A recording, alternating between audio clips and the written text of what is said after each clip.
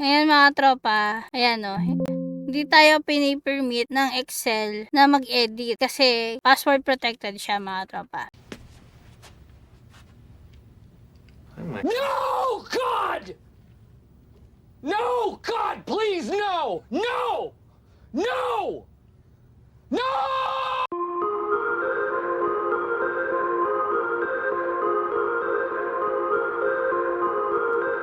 So mga tropa, kamusta na kayo? Salamat sa panood ng bago natin vlog natin mga katropa. Ituturo ko sa inyo ngayon ay paano mag-unlock ng mga worksheet or workbook na kalimutan mo yung password mo mga tropa. Kunyari, di mo maalala yung password mo. Paano mo ma-unlock yun? Ganito ang gagawin mo. So tapusin mo tong video na to para malaki. Intro na tayo, tara na tayo agad sa tutorial natin.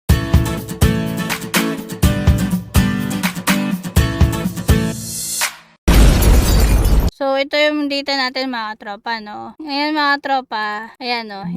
Hindi tayo pini-permit ng Excel na mag-edit kasi password protected siya mga tropa. Okay? Pati mag-add ng sheet, ayan, ayaw niya. Hindi niya tayo pini-permit. Kasi protected din pati yung pag-add ng sheets dito mga tropa. So, paano natin gagawin ngayon to na makakapag-edit tayo or makakapag-add tayo dito? Eh, nakalimutan natin yung password. So, ganito yung mga tropa. Punta kayo kay review, yan, dito. Tapos, diba, nakita nyo naka-protect workbook siya. So, kunyari, i-unprotect nyo, hihingi yan ng password. Eh, nakalimutan nyo nga yung password. Okay? Tapos, yan, unprotect workbook para mag-add kayo ng sheet. Hindi pa rin. Kasi nga, may password siya. So, paano natin gagawin na mag-unlock natin to kahit nakalimutan natin yung password? So, pipindutin nyo yung Windows na logo, tapos letter E. Tapos, makikita nyo to mga tropa. Ito yung, ano natin, file name natin mga tropa. So, nakikita nyo dito, may extension siya. Ngayon, papalitan natin tong extension na to mga tropa. Right click natin, open file location natin mga tropa. So, andito siya. So, nakikita nyo dito yung extension natin mga tropa. Is naka.xlsx siya. So, ito mga tropa, kakopy natin to. Then, ipipaste natin. Para lang, in case lang na may magalaw kayo, may backup kayo. Tapos mga tropa, ito, i-rename natin siya. Gagawin natin .zip. So, itatanungin niya kayo kung gusto nyo, are you sure you want to change it? Yes lang kayo dyan. So, ayan na siya mga katropa. Nag-zip na siya. So, i-open natin. Tapos, punta kayo dito mga katropa kay Excel. Yan. And then, dito sa worksheet. Yan. So, makikita nyo dito mga katropa. Yan. Sheet 1. Control-C nyo mga katropa. Copy. Then, punta tayo sa desktop. Then, Control-V nyo mga katropa. So, ito siya. Then, right-click. Edit in Notepad natin siya. So, makikita nyo dito mga tropa. So, makikita nyo siya dito. Ayan, napakadaming mga letters na dyan. So, ngayon, hahanapin nyo ngayon mga katropa, yung kung nasaan yung password nyo mga tropa. Hahanapin nyo yun dyan. Dahil sobrang haba-haba niyan mga tropa. Kung ayaw nyo nang basahin siya na isa-isa, yan, mag-find tayo mga tropa yan. Find, tapos hanapin natin sheet, protection. Then yan, enter natin. So ito nakita nyo mga tropa no, nag-highlight na siya. So ngayon, from dito sa open bracket na to or parang greater than, ganyan. Basta itong open. From dito hanggang sa magko-close siya, hanapin nyo yung close.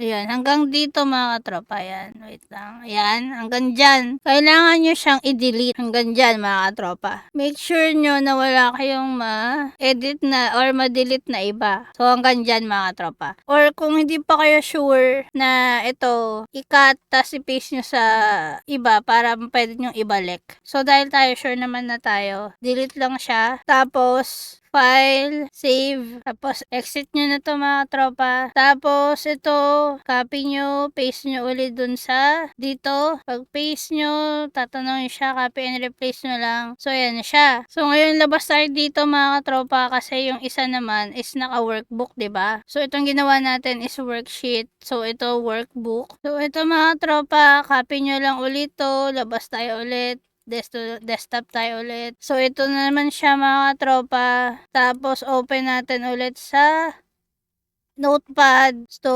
tapos find lang natin ulit. Ito, sheet protection workbook naman tayo ngayon. Yan. So, ito siya. Workbook protection. So, same lang siya mga tropa. From dito, pupunta dun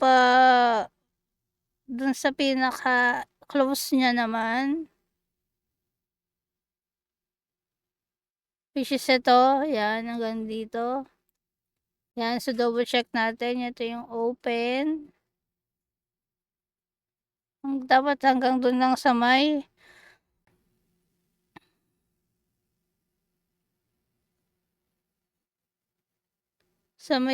close. So, ito, yan. So, same yan. Di-delete nyo lang ulit. Yan. Tapos, file, save ulit. Then, exit. Tapos, ito, copy. Punta tayo dito. Then, paste natin dito. Then, copy and replace. So, yan mga tropa. Napalitan na natin yung workbook. Napalitan natin yung worksheet. So, balik tayo dito ulit mga tropa. Diba, sinip natin to. Ngayon, ibalik natin siya sa dati niyang na extension XLSX. Yan. Then, enter. Yes mo lang siya ulit. So, ayan na siya mga tropa. O-open natin siya ulit. So, ngayon dapat makakapag-edit na tayo.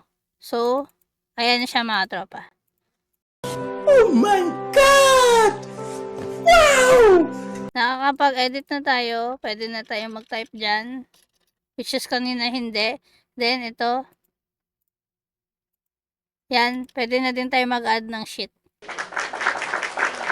So, ganyan lang mga tropa yung gagawin nyo. Kung nakalimutan nyo yung password nyo mga tropa na sa pag-protect or unprotect ng workbook nyo or worksheet nyo. Okay? So, sana may natutunan ka at kung meron, huwag mo kalimutan hit yung like button. Share mo tong video na to para hindi lang ikaw matuto today. And don't forget to hit the subscribe button and notification bell all para updated ka sa mga latest vlogs ko. Para ma-notify ka sa mga bagong uploads. Okay? So, see you in my next vlog. Always stay positive. Always enjoy life. Because life is short. Bye!